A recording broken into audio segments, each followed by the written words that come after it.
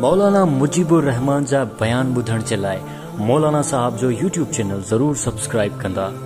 ख़्वाब हिकिड़ो मां ॾिठो व्याजी जे बारे में, मां बयान भी कयो, रिकॉर्ड भी थियल हुयो, उनखे साल खनि गुज़री वियो आहे, पर मां रिपीट करणु चाहियां थो। हिकिड़े व्याजी किसी मां ख़्वाब में ॾिठोमांसि, मूंखे पक हुई, कंफर्म हुई ॻाल्हि त हे व्याज हलाईंदो आहे। ख़्वाब में ॾिठोमांसि, मूंखे बिल्डिंग थो ॾेखारे वॾी, हे चई साईं मुंहिंजी मार्केट मां ठाराई आहे साईं। एतिरे में ॾिठोमांसि हो जेको आहे मार्केट ॾेखारींदे पंहिंजो तारुफ़ कराईंदे उहो साईं ख़्वाब में ॾिठो आहे उते मरी वियो साईं, किरी पियो हेठि। मां यार हैरान थी वियुमि, यार हे मरी वियो आहे हिते। मां चवंदो यार हिन को रिश्तेदार अचे हिन खणे। एतिरे में जेको मां व्हाट्सएप में कंहिंखे सॾु कयां थो, भाउ अचो हिनखे खणो, हिनखे महल सां खणो, हे मरी वियो आहे साईं। मां जीअं माण्हुनि खे सॾु करण जी कोशिशि कयमि, ॾिसां साईं एतिरे में जेको आहे न इहो मरियो त इंसान हेठि किरियो न, हे नबी जे मिंबर ते वेठो आहे। किरण खां बाद में जॾहिं उनजो मां लाश ॾिठुमि न ख़्वाब जे अंदरि, उनजो लाश साईं कारे कुते जे मुशाबे हुयो। तव्हां चयो अलाए साईं अलाए पंहिंजी तरफ़ां नबी जे मिंबर ते भला ग़लति ॻाल्हि कंदुमि तव्हां सां। हे व्याज जो हे नौसत जेकी आहे, हे अलाह ताला अज़ाब दुनिया में ॾेखारींदो आहे। ऐं ग़ालिबन इहो को रमज़ान जो महीनो हुयो। मां ॻाल्हि जेकी तमामु घणी पुराणी आहे, नमाज़ पढ़ी करे मां ज़ोर सुतुमि हिन ई मस्जिद में, नंढी मस्जिद कमरो हुयो थी, हिन कमरे में सुम्ही करे इहो ख़्वाब मां ॾिठोमि। ज़ोर खां बाद में ॾिठोमांसि साईं, साईं कारी शिकिल में कन्वर्ट थी वियो। इन खां बाद में साईं ॾिठोमांसि हिकिड़ो हरमाए गोश्त खपाए थो, पर उहो गोश्त कहिड़ो खपाए थो, उहो गोश्त खपाए थो कुतनि जो गोश्त थो खपाए।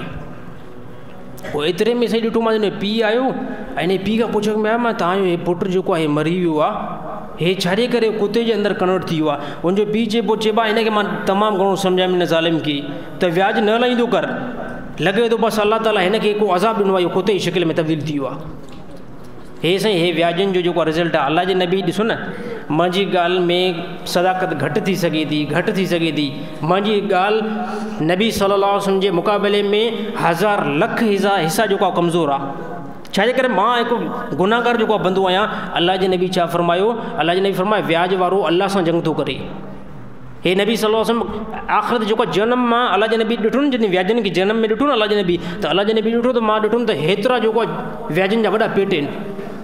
हे अलाह जे नबी इशारो कयो, अलाह जे नबी फरमायो दड़नि जेतिरा उन व्याजनि जा पेट हुया, ऐं उनजा पेट वरी ईअं अलाह जे नबी फरमायो त ईअं शीशे जे मुशाबे हुया, जो उनजे अंदरि अलाह जे नबी फरमायो मां ॾिठुमि त नांग विछूं बलाऊं अलाह जे नबी फरमायो उनखे अंदरां जेको आहे उहो खाइनि पिया। ऐं उन्हनि जी चीख पुकार अलाह जे नबी फरमायो पूरी जहन्नम वारनि खां ज़्यादा उनजी चीख हुई। हे केरु हुया? साहिबनि पुछा या रसूल केरु हुया? अलाह जे नबी फरमायो हे सूदखोर, हे व्याजी हुयव। व्याजनि खे ज़ालिमनि खे तमामु घणो सम्झाए बीठा आहियूं। 100 हिते तक़रीरूं कयूं आहिनि, 100 तक़रीरूं कयूं। बाब मुड़ी वञो, हे पंहिंजे मथां तबाही था कयो, बाहि था ॿारियो पंहिंजे मथां, पर व्याजनि खे ॻाल्हि सम्झ में उहो नथी अचे।